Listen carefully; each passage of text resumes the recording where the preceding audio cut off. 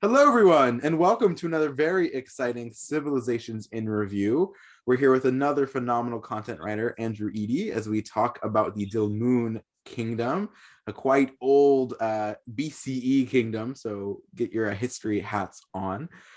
Before we begin, again, welcome all for tuning in with us on Facebook. We're also live, and we'll be sharing this to our Instagram, our LinkedIn, our website, our Spotify, and obviously on YouTube. So you can engage with this content everywhere. I will also say that we will not talk about every single aspect of this great article. And so please go to the major website and read more about the Dilmun. There are incredible sections here, a lot of great history and information, and of course, all of the hyperlinks to even deepen your knowledge even more so. So Andrew, thank you so much for compiling this article and sharing your knowledge as the newest expert on the Dilmun Kingdom. And with me co-interviewing is Ana Campuzano, another wonderful content writer. She wrote the Seljuk Empire, so if you're interested in that one, go check that out separately. But we'll dive into the Dilmun Kingdom. So let's start. Ana, if you don't mind reading the 101 word introduction, we will begin. Sure. Thank you so much. I'm so happy to have us here and have Andrew here and learn so much about Dilmun. So, just a little bit of background. The kingdom of Dilmun was an ancient civilization located in eastern Arabia that ruled from the late 4th millennium BCE until 530 BCE. It was founded in the Persian Gulf. The Dilmun kingdom controlled much of modern day Bahrain, Kuwait, and parts of Saudi Arabia, eastern Saudi Arabia. Interesting. Like, that's amazing. The Kingdom of Dilmun is the best known for its role as an important commercial center, which facilitated the trade of goods, services, and ideas between Mesopotamia and the Indus Valley civilization. The kingdom was so revered that its lands are thought to be the inspiration for the Sumerian creation myth and the Garden of Eden. Wow, that is something I did not expect, but I love that. And I guess I'm excited to learn more from you, Andrew. What can you tell us about this intro? Yeah, I think that last sentence that you read relating to Dilmun maybe playing a part in the Sumerian creation myth, I think speaks a lot to how the civilization is remembered in history. There wasn't honestly a lot of sort of fact known about the civilization. A lot of it is sort of steeped in myth and in mystery. Mesopotamia, the Assyrians all, viewed this place. It's been found in writing in cuneiform tablets to be this place with no sickness, no aging, no death. It was really seen as a paradise from a lot of civilizations nearby, including the Indus Valley civilization as well. And it played a really important role in the region, as he said, covering what is now modern day Bahrain, Kuwait, and eastern Saudi Arabia by the Persian Gulf. That's so interesting. Not only the importance of Sumeria, and again, check that on our website. We have that one as well. But that a whole nother empire is the connection point of the Sumerian creation myth. I think that's so interesting of the connections, the trade, the relationships. Again, this was 3,000 plus years ago to have those in place and still well alive today. Super fascinating. Definitely want to talk more about Eden, but I'm going to take a step back more holistically and say, what made you choose Dilmun of all of the available empires at the time? I'm curious always on why our writers chose the empires they did. Yeah, it's a good question. I think geography had a large part to do with it. We just talked about sort of the regions that the Dilmun civilization covered, and today those are really geopolitically relevant countries that have a really important role to play in sort of the dynamics of the Middle East. And I think specifically when we think about some of those countries, countries like Kuwait or Bahrain, today I think they're typically viewed as, at least within the context of the Middle East, to be somewhat diplomatic and sort of facilitating conversations and politics in the region. And that's sort of the same role that the Dilmun civilization played, all the way back in the 3rd and 4th millennia BCE, helping to facilitate trade and working to, sort of ease relationships between a lot of the civilizations in the region. So I think it was interesting to have that role sort of persist throughout, thousands of years. And I wanted to learn more about that region, that civilization, mostly for that reason. Wow, yeah, that's wonderful. I mean, I think that's the only way that we can kind of start to know what happened in each area, just to dive into the region right away, what empires they had and what sort of cultural behavior it's kind of like, inspired by today. And as I was reading about the inception, which you mentioned slightly a little bit about trade, I was, curious to find out more about how this like diplomatic, relationship came with Dilmun. I mean, I'm in diplomacy myself, and I think that, the first steps to that is usually trade. But, what more can you say about this, and how did you find that, that relates to, a world today in government systems?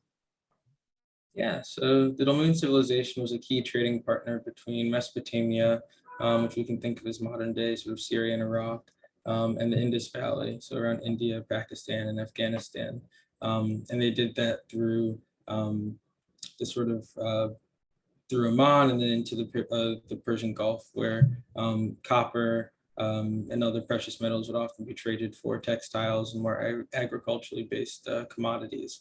And we know how far they traded as well, because there were specific stamps that were used on goods traveling through trade that were found as far as China in some cases. And so we know that their goods coming at least from the ports of the Dilmun civilization were traveling far and wide. And so just for that reason, being a hub where people of all different cultures and backgrounds and civilizations were coming together without sort of conflict, without war breaking out in the region, but just for the purpose of trading and sharing ideas and goods, I think speaks to the role that they played in that region. Unfortunately, they were eventually conquered, and other civilizations came in that were more technologically advanced, and they made sort of the role that the Dilmun played as far as trading a bit redundant, and that sort of appears going into the third and fourth centuries BCE as they start to decline. So fascinating. Just the way that you're sort of piecemealing these pieces of history so fascinating to me, because it showcases the interconnections that, again, 3,000 years ago had with all these other empires. Yes, Dilmun maybe didn't last as long as some of the other ancient empires did, but still the overlays are crucial. I think what's also interesting is there's very few Gulf empires. I think that's probably the best way to say it, or in the modern Persian Gulf countries, like specifically bordering the water, which fascinates me as well, because water is such a crucial resource in every single empire. And to not have a lot of empires in that region, or the extent of an empire like just contained in that region, I think makes Dilmun really, really special. I was curious in your reading or anything if anything else popped up that made the Dilmun special, because they're really just in the Persian Gulf area. Yeah, I think one thing that is definitely special about the Dilmun civilization was a tradition that was uncovered when people started to notice these mounds in modern day Bahrain. Um, you know, some is over 100,000, over 150,000 of these mounds that could get quite big, and people were wondering what they were. And then they ended up being found to be burial mounds. This was a tradition that the Dilmun participated in, and now they're a UNESCO World Heritage Site, and they're very sort of well respected and well known. And just for those who don't know, that basically means that it's a landmark that has certain legal protections provided by I think it's the United Nations Educational, Scientific, and Cultural Organizations group. But yeah, there are all these mounds, and so some of them would be really big, and those were for the royals that had died, and others were smaller, and those were for more of the everyday person. And this, were made, we now know, between 2200 and 1750 BCE. And they really only appear on Bahrain's mainland, not on the sort of island, which is also interesting. It might have been tough to sort of get the materials over there that they were using for these at the time. But I think that sort of speaks to sort of the mystery around the Dilmun still, that we didn't know what these mounds were, and that they were sort of these interesting phenomena that were popping up until we learned more. But yeah, I think that's something that's really sort of special about the region.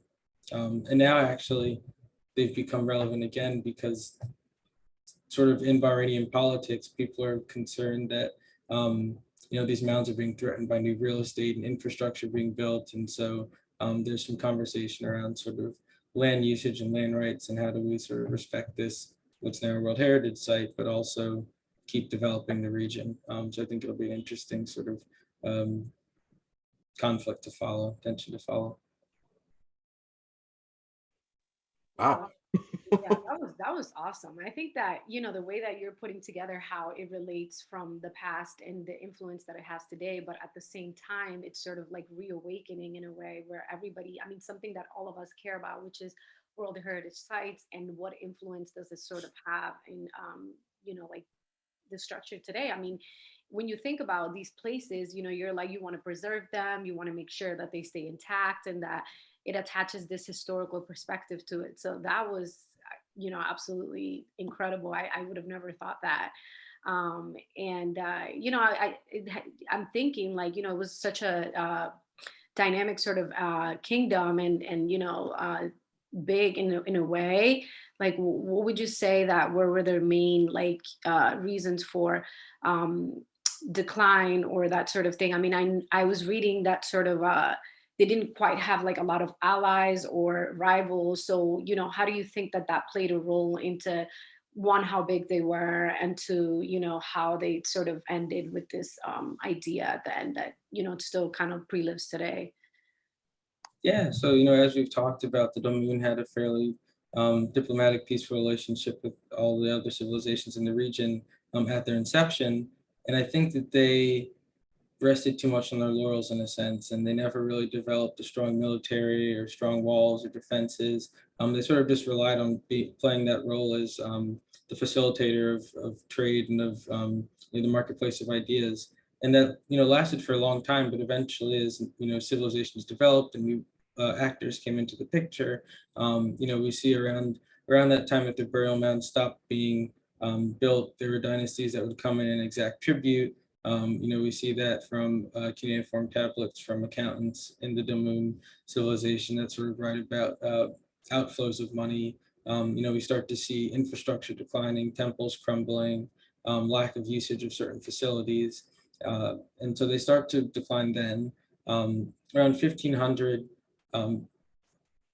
Assyrians come in and they conquer Dilmun, and they conquer it in more of a sort of with more admiration than sort of malice. And I think they're sort of taking over Dilmun more to sort of preserve it.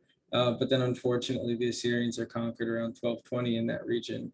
And actually, the person that conquered them, his name was Tukulti Ninurta the First. He was the first one to use the title King of Kings, which I thought was interesting. But he reigned there from 1243 to 1207. And then at that time, again, technology is developing, piracy is becoming more rampant on the open seas in the Persian Gulf, and the region's just commercial viability fell significantly.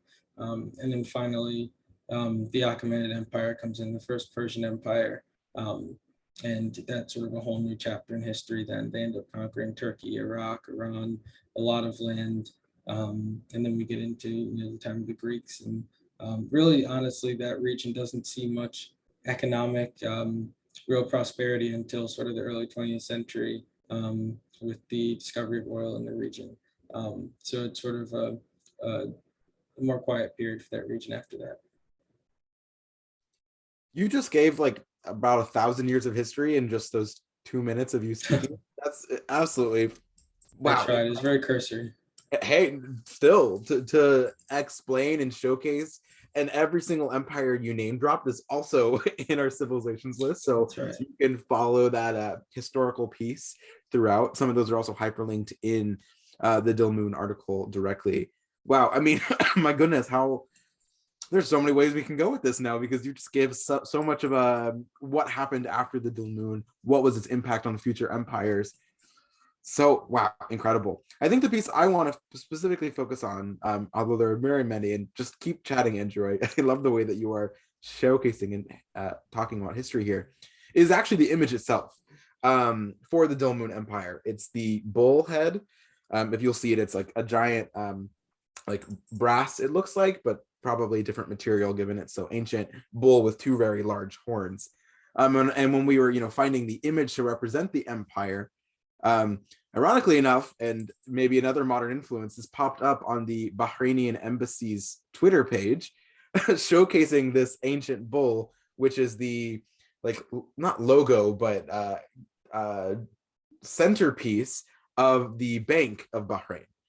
So, I mean, just that alone as a sentence is a really fascinating way of Bahrain owning this really incredible part of the history, but also that bullhead was probably a religious icon, which is super fascinating, given that Bahrain doesn't practice that religion anymore. We can get on this whole rabbit hole, or I guess bull hole to be more accurate here. But I just think it's really interesting, the continual, like, reverence for the Dilmun Empire in Bahrainian society, specifically the political aspect that you mentioned of the burial mounds and real estate and building a large bank utilizing this iconic artifact in its own history. And it's interesting because I don't think very many other modern Middle Eastern or Southwest Asian countries showcase their ancient empires as much, maybe because they had so many. Which one do they choose? But the Dilmun is really a big part of Bahrainian identity today. It seems that way. I don't know if you want to talk more about it. I just thought it was an interesting fact that I wanted to share. But if you have another reaction, I would love to hear it. Yeah, I mean, so you mentioned, the bullhead. I think the bullhead is made out of copper. Copper is one of the most important exports coming out of Dilmun at, their peak. And that was something that was hard to find. It actually wasn't from Dilmun. It was often coming from Mesopotamia down through Dilmun and then out to the Indus Valley in exchange for, textiles and other goods from the Indus Valley civilization. And I think, the bullhead might have, such a significant amount of sort of symbolism for the civilization. One, because, as we just mentioned, the importance of copper and how valuable that was in trade at the time. But also, I think there was some technological sophistication to making, a sort of mask, a sort of bullhead like that, that sort of spoke to the artisanship in the Dilmun and, the different cultures coming together and what can sort of come of that. So I think that also, sort of fuels the importance of that image, and especially just because there's not much else that we have to sort of point to the Dilmun in terms of artifacts. We have the mounds and a few other things, but there's still a lot of debate, honestly, going on about the region and the role that it played and who even the rulers were. There's not a lot of knowledge about that, so having any sort of thing to point to, any sort of mooring to the civilization, I think is useful. You think that that was kind of like a hard part in like your research, the fact that, maybe there was a lot of information, but there wasn't a lot of like, influence of what like it would have looked like today or what it even looked like. Cause like for me, for example, when I wrote about Seljuk, I mean, I could have picked like 1,000 images and like there were even like in the modern influences section, there were even artwork and like jewelry and things that, we could showcase today, sort of to divert, like have that influence that where, artistically and, they like you spoke about trade and I mean, there was copper and there was a lot of different materials that could have been used for, the architecture and the buildings and stuff. So was that like a, sort of like a point where you were just kind of like, I can't find more here, or how did that go? Yeah, I always find that the exercise of history is made easier when you have like narrative, like a story to follow. And it was tough to piece that story together with the Dilmun because there wasn't a clear timeline. With sort of very defined characters. So I think in that sense, it was a bit difficult to sort of put the pieces together and understand what the civilization was and why it was important at the time and, still today. But I think at the same time, not it's almost like the paradox of choice. When you have so much information, it can be tough to, distill it and figure out what's most important and relevant. So I think, only having a few sources to go by and, a few people to think about made some things easier as well. So I think it was a bit of both. But yeah, I think people are still doing research on the Dilmun. There's still information coming out, especially as now there's more conversation around the burial mounds, just about that time period. So I think that, and also, I mean, their capital was in the north of Bahrain, like right by the water, and that's still sort of very relevant area. So I don't know. I think there's going to be more that comes out about the civilization, in the future from scholars, from archaeologists, and I'm looking forward to seeing how that sort of changes the story of the civilization. Fascinating. And as our resident Dilmun expert, we'll definitely defer to you for a future article, maybe. That's right. Yeah, I'll keep everybody posted. No, I think that's so fascinating because, this empire 3,000 years ago and is impacting modern Bahraini politics today. Not many other Mesopotamian empires have as clearly a link. And again, that's maybe because very few empires made it to Bahrain or conquered it, or, all of the reasons that could be out there are abounding. But the fact still that this one has this very strong link. I know several other writers have, done the research and we're excited to share, but, those 100 years of history happened and then the next empire came along. But it seems Dilmun really has a resonance in Bahrain, given your research. It speaks to the importance of creating things, for legacy building. You think about the pyramids in Egypt or the Great Wall of China, civilizations that build these physical monuments, it makes it easier for them to be remembered, even if, their story is somewhat muddled in history. I think, maybe it's, I don't know, maybe there's some lessons to be learned there. I don't know, but I just think it's interesting. And especially you wouldn't think, pyramids and great walls, they seem very sort of grand, but these were burial mounds and they're still, they still persisted, they were made well and they've lived to today. So it's just, I think they're very interesting. There's something interesting about civilizations.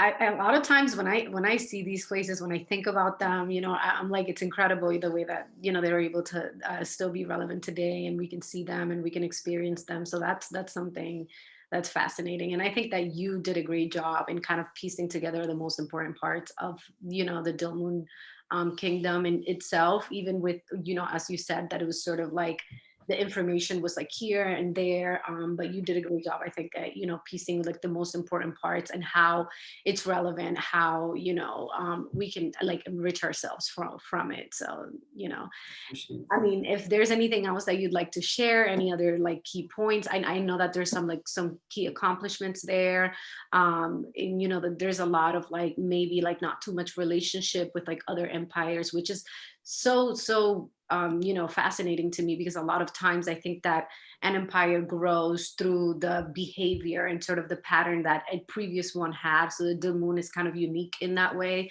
So if there's anything else that you'd like to bring up, please, I'd love learning more. Yeah, I guess a couple things, aside from copper, there are a lot of sort of interesting goods that were traded through the Dilmun during its peak, including wood and dairy, gold, ivory, tin, a lot of things. And so I just always think it's interesting to see how those, just the idea of sort of competitive advantage in economics 101, there's these things that, the Mesopotamians could easily come by, that it made sense for them to trade, all the way to the Indus Valley over to Asia, just that sort of exchange of goods I always think is interesting. And then also, once the Greeks came into the picture, that main island of Bahrain became known as Tylos in sort of Greek literature and Greek writings. And so it's interesting to think about how, there's a lot of mystery on the Dilmun, because maybe people are searching for Dilmun in the ancient sort of Semitic languages, but just references can change over time. The names that people use for places can change over time, and how that sort of makes it even tougher to piece the narratives together when things are going by different names, and different cultures are viewed differently. It makes history very challenging, but it's also part of the fun of looking back and trying to piece it all together. You should be an archaeologist if you're not already, Andrew. That is, what a beautiful thesis of that field. This is exactly why we have Civilizations in Review, is to showcase that story. If the names do change, or pieces are important, or Bahraini politics are related to burial mounds from 3,000 years prior, and everything in between. That's exactly what this place is for. So my goodness, thank you for educating our global community, writing this powerhouse article, sharing your knowledge with us. We have only a few minutes left, so is there any final pieces you'd like to share about the Dilmun? I'd love to hear it. Maybe not about the Dilmun, but I just encourage people to write other civilizations 101s. I think the process of learning is a lot of fun, feeling like you think you understand something, and then coming to find minutes later that you really have no idea what's going on. It's a good time going down rabbit holes, making connections. So I'd encourage people to do it also. I had a good time doing it.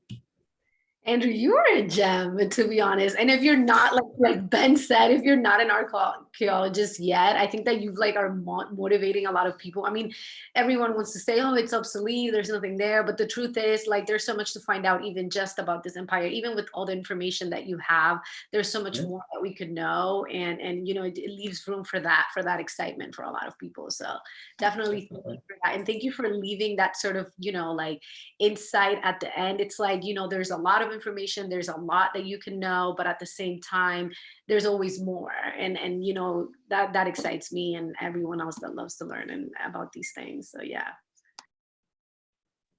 incredible. Well, thank you, Andrew, for writing this and telling more people to join our community. We love that. And thank you all listeners for tuning in. There's even more great pieces of the Dilmun that Andrew has written, so please go check it out at alfusaic.net. That's ALFUSAIC.net. Thanks all so much. Have a good rest of your evening. bye-bye.